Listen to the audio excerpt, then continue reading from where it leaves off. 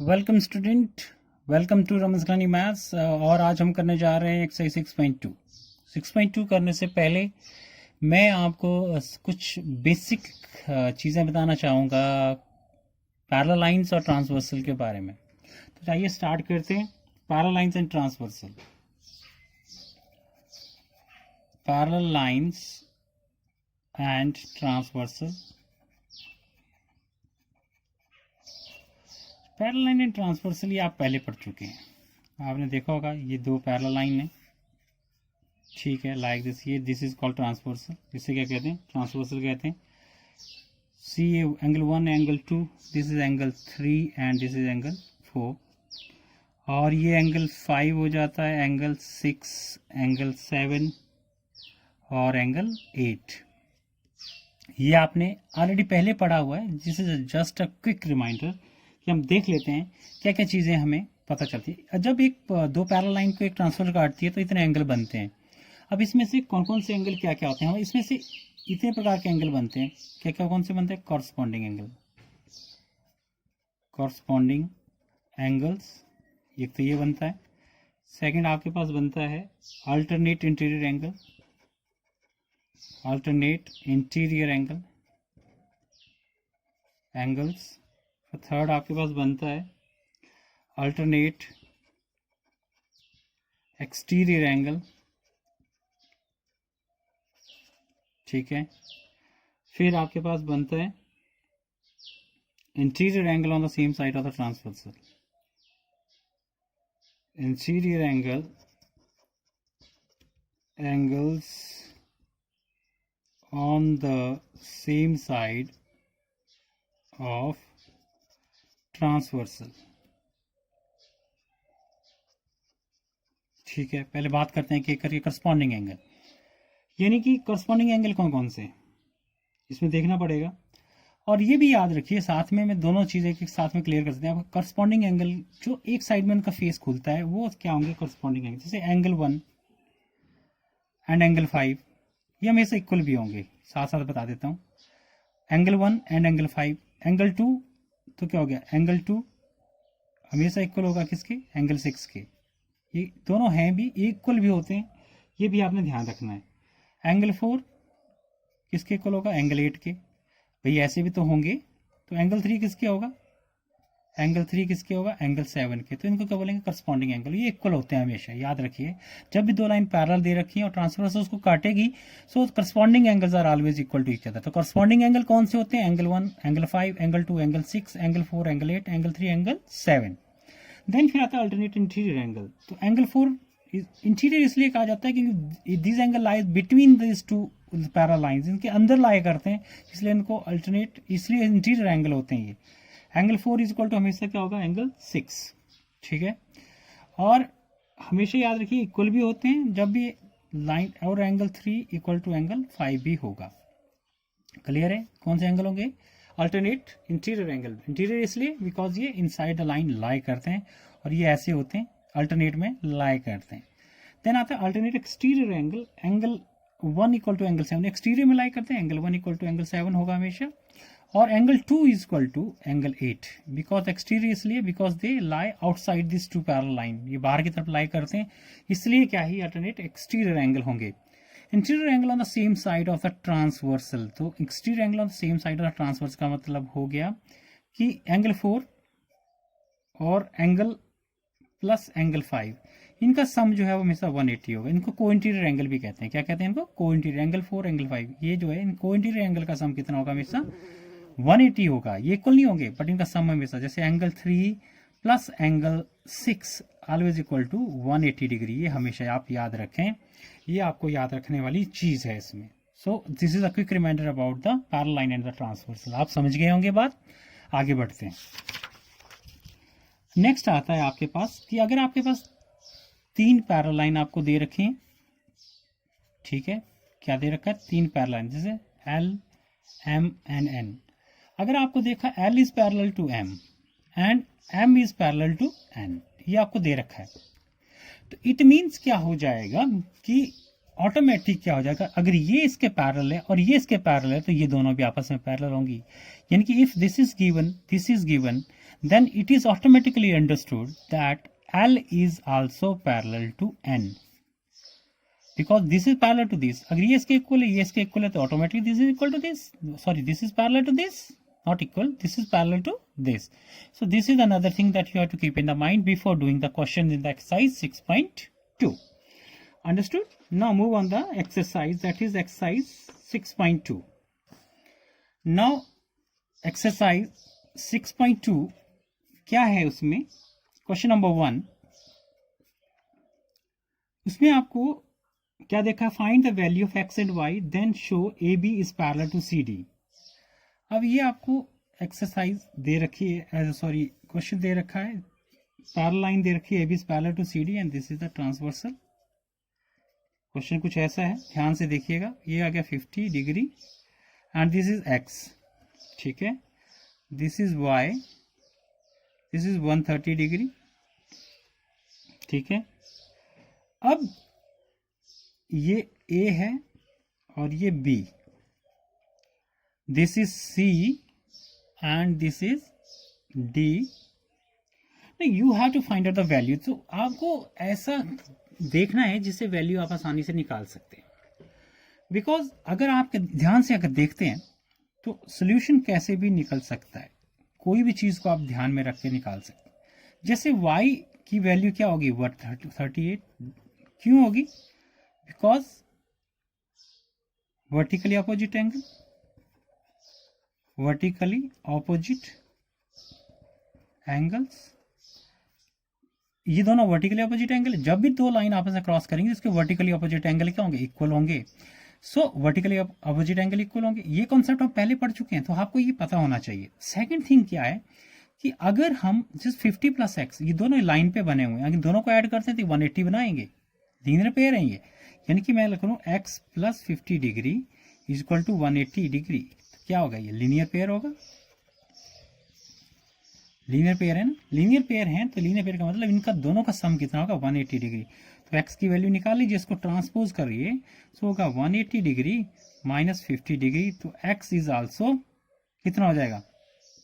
130 degree. एक तो एक मेथड है जो आपको पता होना चाहिए. दूसरा मेथड ये है कि अभी अभी मैंने आपको बताया कि x and y are the क्या, ये दोनों पैरेलल है, A B is parallel to क्या है, और मैं बता देता हूँ. और आप कैसे कर सकते? अब आप क्या हो जाएगा? A B is parallel to C D, ये तो गिवन है, ठीक है. नाउ अगर तो क्या हो जाएगा? Angle x is equal to angle y. क्यों? अल्टरनेट इंटीरियर एंगल इक्वल होते हैं, ठीक है. So therefore angle x is equal to 130 degree. ये भी आप कर सकते थे. जो भी आपको आसानी से दिख जाए, जो भी आसानी से आप कर पाए, वो आपने कर लेना है. क्लियर? समझ आ गया होगा आपको ये चीज, इसको ध्यान रखना है आपने, ठीक है. बात समझ आ गई?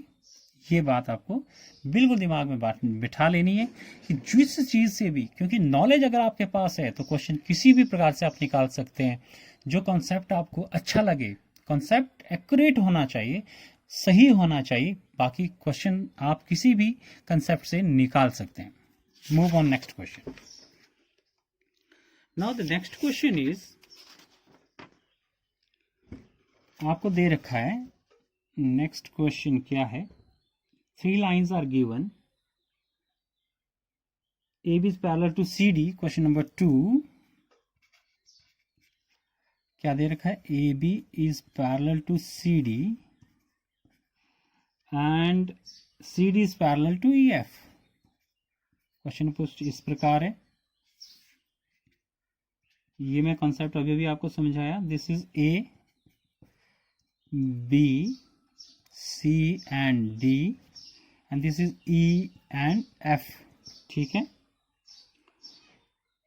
एंड आपको साथ में दे रखा है and this is x and this is y and this is z, ठीक है. नाउ आपको दे रखा है y is to z that is equal to 3:7. इसका मतलब y upon z equal to 3/7. इसका मतलब यही हुआ. मेरी बात समझ आ रही है? सो अगर आप इसको ध्यान से देखते हैं, सो अभी अभी मैंने बताया था आपको कि दिया क्या है आपको, A B is parallel to C D and C D is parallel to E F. It means क्या हो जाएगा, A B is also parallel to E F, यानी कि ये भी इसके पैरेलल है। सो इसका मतलब angle x equal to angle z, alternate interior angle, alternate interior angle. Clear? So therefore अगर हम क्या कर सकते हैं, हम कर सकते हैं कि z को कहां भर सकते हैं हम, देखो x प्लस वाई क्या हो गया, angle x plus angle y is equal to 180 degree co interior angle, co interior angle होंगे। सो हम इसको ऐसे भी लिख सकते हैं, एंगल एंगल कितना हो गया आपका ये z, यहां क्या लिख सकता हूं मैं, z लिख सकता हूं plus angle y is equal to 180 degree. Now यहां से आप वैल्यू निकाल सकते हैं। अब y इज इक्वल टू क्या हो जाएगा, 3/7z, इसकी वैल्यू आप यहां पुट कर सकते हैं, ना, इसमें कर सकते हैं कि नहीं। सो क्या हो जाएगा, z plus 3/7z equal to 180 degree, LCM ले लो, 7z plus 3z equal to 180 into 7, यानी कि ये यहाँ जो z नीचे आया वो मैंने यहाँ मल्टीप्लाई कर दिया, क्या होगा 10z equal to 180 into 7, z is equal to 180 into 7 divide by 10, कट गया, कितना आ गया,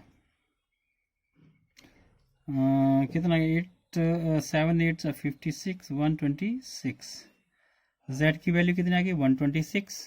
नाउ z की वैल्यू अगर 126 आई तो x की भी कितनी होगी, x is also equal to 126 degree.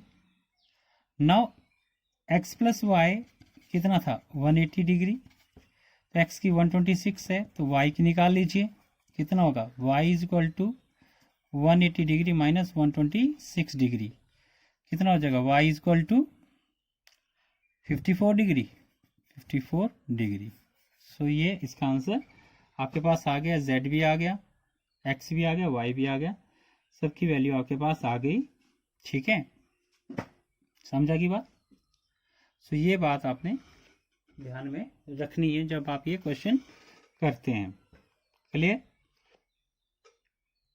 Now move on the question number 3. This is a figure and the question is AB is parallel to CD, AB is parallel to CD and EF is perpendicular to CD. Perpendicular होगा तो 90 degree का angle यहाँ पे बनाएगा। Now what is given angle GED? GED आपको देखा है 126 degree, so this is 126 degree. ये जो पूरा एंगल है यहाँ से लेके यहाँ तक, ये जो एंगल है ये दे रखा 126 डिग्री। सो आपको निकालने हैं बहुत सारे एंगल, कौन कौन से, एंगल ए जी ई आपको निकालना है, उसके बाद आपको एंगल जी ई एफ निकालना है, एंड थर्ड आपको निकालना है एंगल एफ जी ई। चलिए देखते हैं कैसे निकालना है। तो सबसे पहले स्टार्ट करते हैं। अब देखिए ये 126 दे रखा है तो मैं इसको क्या लिख सकता हूं, एंगल जी ई एफ, ठीक है, plus angle G E F हो गया plus angle F E D equal to 126 degree. So G E F आपको निकालना है, तो जी ई एफ कितना हो गया प्लस जी एफ ई डी तो आपको दे रखा है कितना 90, क्योंकि ये परपेंडिकुलर है, तो देन ये बन गया G E F equal to 126 degree minus 90 degree. तो angle G E F equal to minus कर लो, कितना आ जाएगा आपका 36 डिग्री। तो जी ई एफ आपका कितना आ गया 36 डिग्री। अब ये आपके पास 36 डिग्री आ गया। अब आपको क्या निकालना, ए जी ई। सो ये 36 आपके पास आ गया, तो ये कितना होगा वो आपने निकाल लेना है। ठीक है, अब ये देखिए ये वाला एंगल और उसके बाद एफ जी ई, फिर आपको एफ जी और ई, ये वाला एंगल भी निकालना है। सो ये आपके पास देखिए ये आपके पास अभी हमने निकाल लिया, कितना आ गया 36 डिग्री, ये 36 डिग्री आ गया आपके पास। ये कितना हो गया 90 होगा, बिकॉज ये पैरेलल है, ये 90 है, अल्टरनेट इंटीरियर एंगल ये ट्रांसवर्सल होगी तो 90। so, हम क्या लिख सकते हैं, एंगल, देखिए एंगल एफ ई सी, देखो कौन सा angle F G E F आप लिख सकते हैं, G E F plus angle E F G plus angle कौन सा F G E equal to 180 degree. Triangle बन गई है, तीनों का एंगल का सम कितना होता है 180। तो ये कितना हो गया जी ई एफ जी एफ ई हमने निकाला कितना 36 degree, E F G 90 degree plus F G E ये कितना हो गया 180 डिग्री। तो कितना हो जाएगा 126 degree plus angle F G E equal to 180 degree. निकाल लीजिए कितना आएगा, F G E angle F G E is equal to 180 degree minus 126 degree, that is angle F G E is equal to कितना आ जाएगा 54 degree. ठीक है 54 degree आ गया। अब आपके पास कौन सा ए जी ई, अब आपके पास बचा ए जी ई निकालना। सो एंगल ए जी ई अगर आप निकालेंगे तो क्या हो जाएगा, पहले तो आप यहां पे निकाल लीजिए।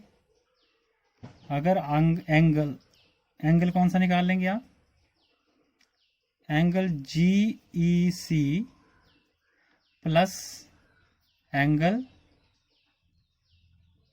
कितना हो जाएगा, दो प्रकार से आप इसको निकाल सकते हैं। देखिए ये आपने निकाल लिया, अगर एफ जी ई निकाल लिया तब भी आप इस एंगल को निकाल सकते हैं। क्या हो जाएगा, इसको आप ऐसे निकालिए, निकाल दिया तो angle F G E plus angle A G E equal to कितना होगा 180 degree.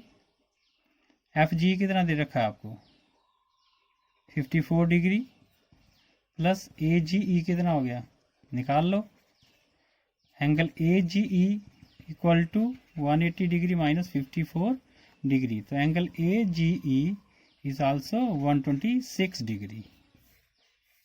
This is all about this question. और अगर आप ऐसे नहीं निकालते तो एक बहुत सिंपल सा तरीका भी था, इस ऐसे भी निकल जाता। लेकिन अगर आप एक बहुत सिंपल सा तरीका और क्या था कि अगर ये एंगल देखिए, अगर आप इसको ध्यान से देखते हैं तो ये वाला एंगल जो है ये और ये वाला एंगल, ये दोनों क्या है अल्टरनेट इंटीरियर एंगल भी है, तो ये भी 126 डिग्री हो जाता, तब भी आपको कोई प्रॉब्लम नहीं होती, क्योंकि यहीं पे ही लिख देते आपकी A G E is equal to G E D, because ये अल्टरनेट इंटीरियर एंगल हो जाते, ये इसके लिए ट्रांसफर्स हो जाती। तो ऐसे भी आप निकाल सकते हैं, अगर आप भूल भी जाएं ऐसे भी आप निकाल सकते हैं, इसमें कोई बड़ा ये नहीं है, लेकिन थोड़ा सा लंबा ये हो जाता है।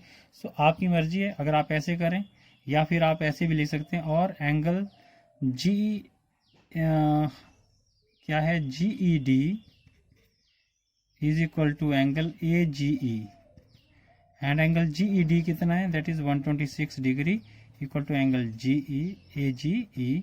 क्या लिखेंगे इसको, कौन सा एंगल है ये, अल्टरनेट इंटीरियर एंगल। ठीक है, ये आप लिख सकते हैं, ऐसे भी आप इसको कर सकते हैं। Okay, then move on question number 4। Question number 4 is PQ is parallel to ST, PQ is parallel to ST and angle PQR is 110 degree and angle RST is 130 degree and find angle QRS। Angle कौन सा निकालना है, QRS को हमने find करना है। ठीक है, सो इस क्वेश्चन को करने के लिए हम क्या करेंगे, बिकॉज ये पैरेलल है, ये दोनों पैरेलल, तो आप ये लाइन ड्रॉ कर सकते हैं बिकॉज ये पैरेलल है।